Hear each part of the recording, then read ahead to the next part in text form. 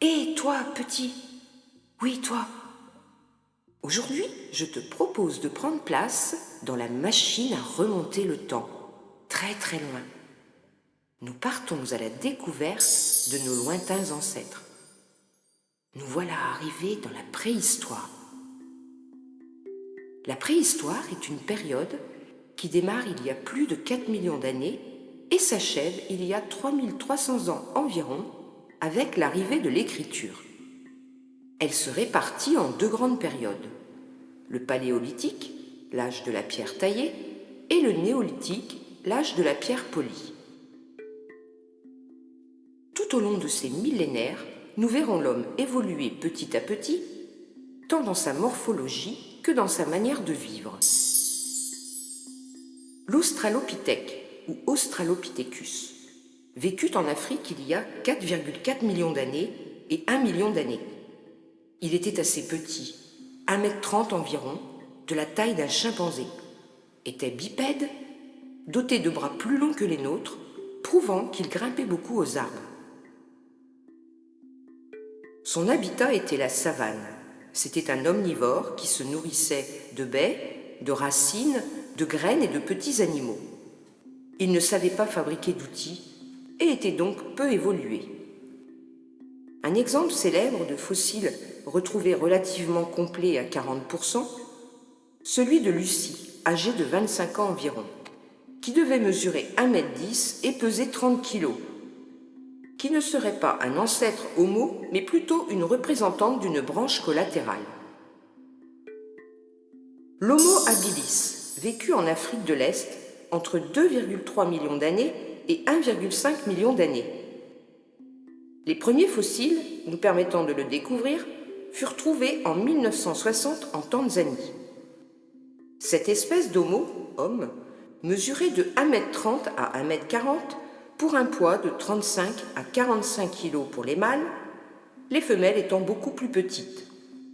Il était aussi bipède et possédait un cerveau très peu développé, vu la taille de sa boîte crânienne. Il était omnivore également. L'Homo georgicus aurait vécu en Géorgie, Caucase, d'où son nom, il y a environ 1,8 million d'années. Des fossiles, 5 crânes et une mâchoire, furent découverts en 1991 sous un village enseveli dans une coulée basaltique. Dans ce même lieu furent aussi trouvés des bifaces taillés, ce qui nous indique qu'il avait déjà la notion d'outil. L'Homo erectus vécut en Asie entre 1 million d'années et 140 000 ans. Erectus signifie dressé, droit. Les premiers fossiles de cette espèce découverts furent des dents dans la région de Pékin en Chine. Il mesurait 1,50 m pour 50 kg environ. Il était très robuste, doté d'une mâchoire puissante. C'était un omnivore cueilleur qui se nourrissait de fruits, de plantes, racines et de petits animaux. L'homme de Java, aussi appelé pithécanthrope, homme-singe, sous-espèce de l'Homo erectus. Il vivait en Indonésie entre 1 million d'années et 300 000 ans. Ses premiers fossiles furent découverts en 1891 en Java oriental. Des molaires, boîtes crâniennes, des fémurs. C'était un omnivore comme ses prédécesseurs. Sa taille avoisinait les 1,70 m.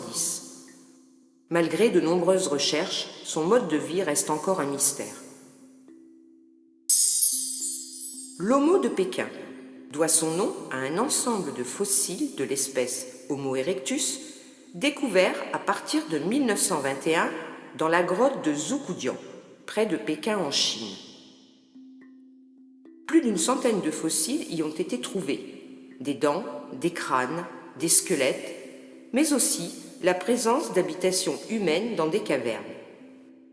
Peu de temps après, ce fut 183 fossiles, soit environ l'équivalent de 40 individus, 10 000 grès servant d'ustensiles de cuisine et autres, des couches de cendres prouvant l'utilisation du feu, ainsi que 200 fossiles d'animaux différents.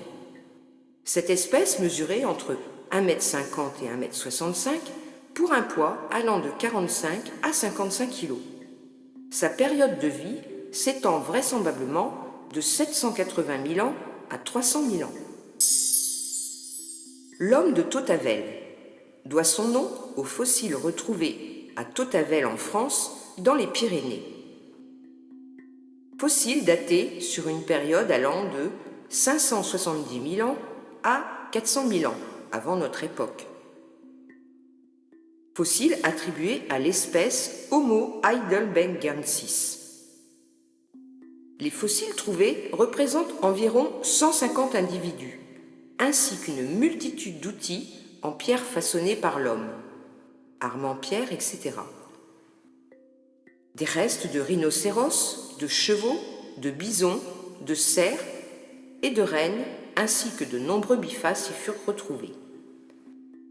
L'homme de Tautavel mesurait 1,65 m environ pour un poids de 50 kg.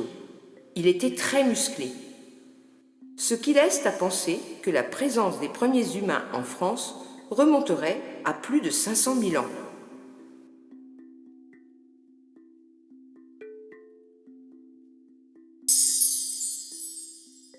L'Homo florensiensis, ou homme de Florès, a vécu en Indonésie, sur l'île de Florès, d'où son nom, où des fossiles datés entre 100 000 et 60 000 ans furent découverts dans la grotte de Liangbiu.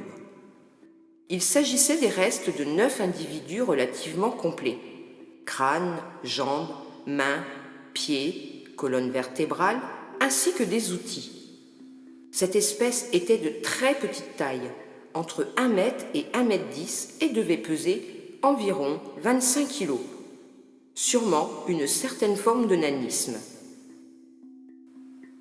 C'était un bipède au cerveau très petit, proche de celui du chimpanzé. Il aurait disparu probablement suite à une éruption volcanique dans cette région.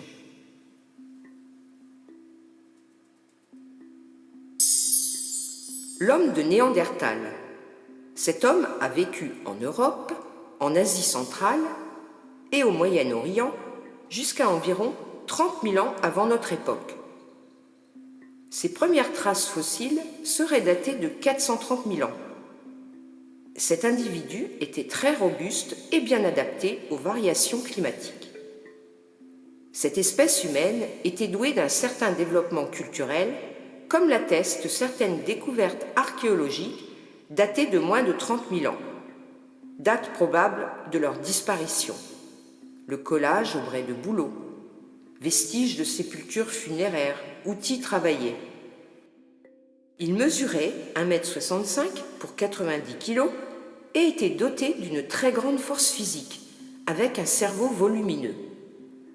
Différentes recherches laissent à penser que Néandertal était roux et peut-être doué d'un certain langage.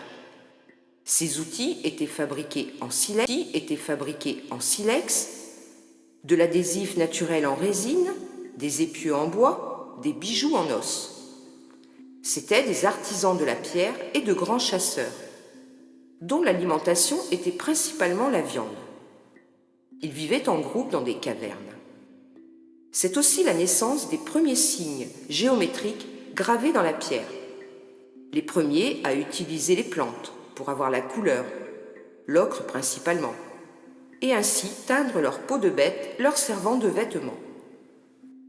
À savoir, l'homme moderne, nous, avons dans nos gènes 2% de gènes néandertaliens acquis par hybridation.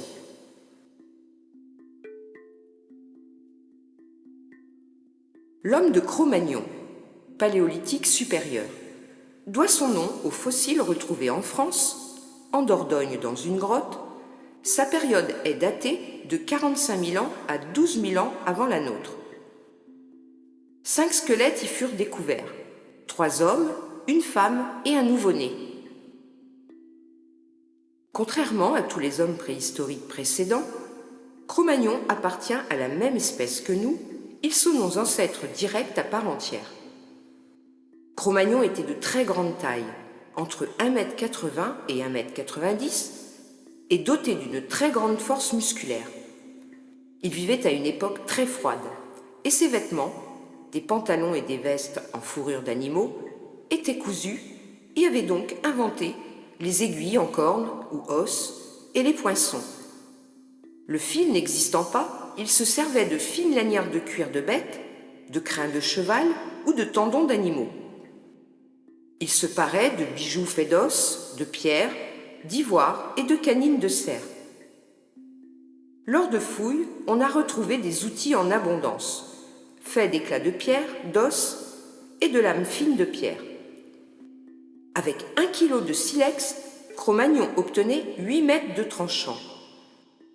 Il savait sculpter, car des statuettes d'ivoire ont également été découvertes.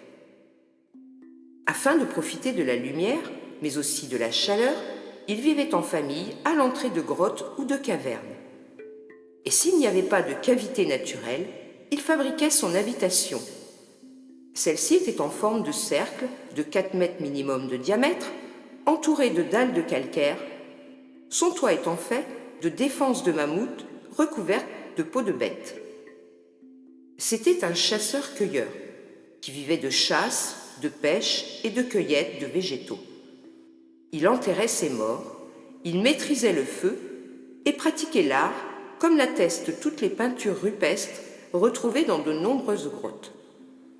On suppose qu'il était doté d'un langage, mais lequel ?